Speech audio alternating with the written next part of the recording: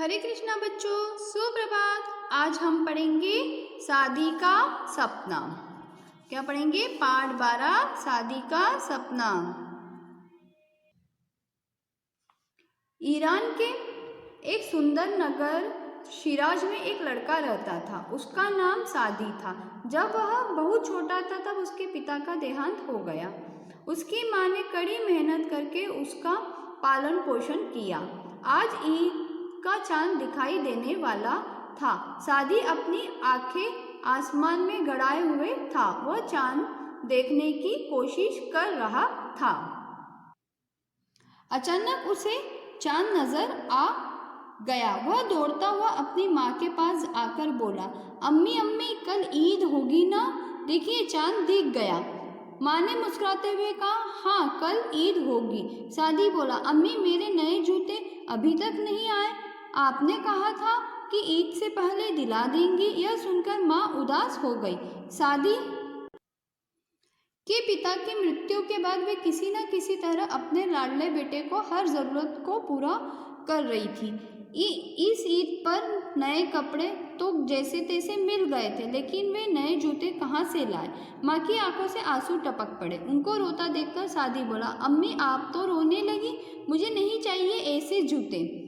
लेकिन रात को बिस्तर पर लेटकर वह सोचने लगा, हम गरीब क्यों हैं? कल ईदगाह पर मेरे दोस्त मेरा मजाक उड़ाएंगे। ऐसा सोचते सोचते उसकी आंख लग गई। उसने एक सपना देखा। सपने में अचानक प्रकाश की एक किरण चमकी और हल्की सी आहट हुई। सादी घबरा गया और डर के मारे उसे पसीना छूटने लगा। उसने देखा सामने एक व्यक्ति खड़ा है। वह बोला, आओ मेरे साथ।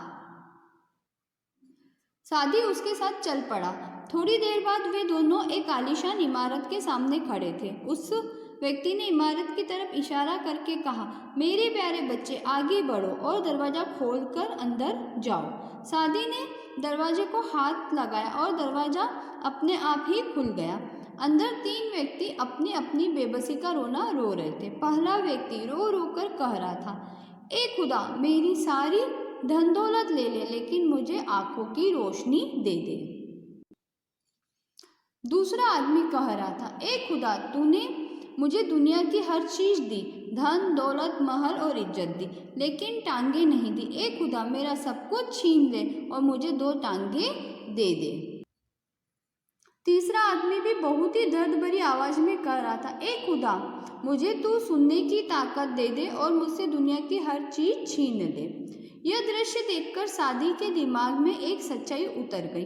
अरे, दुनिया में तो हमसे भी बेबस और दुखी लोग रहते हैं। सादी ने मुड़कर देखा तो उसे वह व्यक्ति दिखाई नहीं दिया जो उसे वहां लाया था। तभी माँ ने सादी के सिर पर हाथ फेरते हुए कहा, सादी, उठो, क्या ईदगाह नहीं जाओगे? सुबह हो गई। सादी की नींद टूट गई। माँ ने मुस्कुरा कर कहा, अरे, खुदा ने चाहा तो अगले साल तुम्हारे लिए नए जूते खरीद दूंगी। नहीं अम्मी, मुझे नहीं चाहिए नए जूते, सादी ने कहा। सपने की सारी कहानी माँ को सुनाकर वह बोला, अम्मी, मैं नहीं जानता था कि दुनिया में इतने बेबस लोग भी रहते हैं, जिनके पास देखने, सुनने, चलने फिरने की ताकत भी नहीं होती। मुझे तो खुदा ने 2 आंखें, 2 टांगे, 2 कान दिए हैं। इसके लिए मैं खुदा को बहुत बहुत धन्यवाद देता हूँ। यही नन्हा बालक बड़ा होकर शेख सादी के नाम से फारसी का प्रसिद्ध कवि हुआ। संदेश, संतोष में ही असली सुख है। अब हम इसके शब्दार्थ पढ़ेंगे। देहांत, मृत्यु, गड़ाए, टकटकी लगाकर देखना, प्रकाश, रोशनी, प्रसिद्ध, मशहूर, विख्यात, इमारत, भवन, बेबस, लाचार, आलीशान, भव्य, शानदार, लाडला, दुलारा, प्यारा, धन्यवाद, शुक्रिया, इज्जत, सम्मान, व्यक्ति, आदमी, खुदा, ईश्वर। किसने कहा? लिखी। मेरे नए जूते अभी तक नहीं आए, सादी ने। मेरी सारी धन दौलत ले लो, लेकिन मुझे आंखों की रोशनी दे दो, पहले व्यक्ति ने। अगर खुदा ने चाहा तो अगले साल तुम्हारे लिए नए जूते खरीद दूंगी, माँ ने। अगला, दिए गए प्रश्नों के उत्तर कुछ शब्दों में लिखिए। सादी कहाँ रहता था? ईरान के शिराज में। अगला, सादी को आसमान में क्या नजर आया? चांद। इमारत के अंदर कितने व्यक्ति बेबसी का रोना रो रहे थे? 3 व्यक्ति। सादी बड़ा होकर क्या बना? प्रसिद्ध कवि। दिए गए प्रश्नों के उत्तर लिखें। माँ की आंखों से आंसू क्यों टपकने लगे? सादी को जूते नहीं दिला पाने के कारण माँ की आंखों से आंसू टपकने लगे।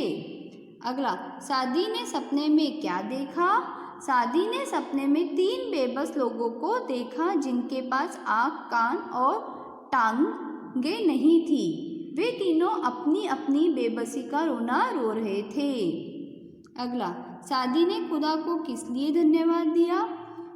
खुदा ने मुझे 2 आँखें, 2 टांगे, 2 कान दिए हैं, इसके लिए सादी ने खुदा को धन्यवाद दिया। अगला, सादी ने सपने में क्या सीखा? सादी ने अपने सपने से सीखा कि खुदा ने हमें जो कुछ दिया है या हमें जैसा बनाया है, हमें उसी में संतुष्ट रहना चाहिए। बच्चों, आपको ये वीडियो ध्यान से देखना है क्योंकि वार्षिक परीक्षा के जो प्रश्न उत्तर है वो इन्हीं वीडियो में से पूछे गए हैं। धन्यवाद। हरे कृष्णा।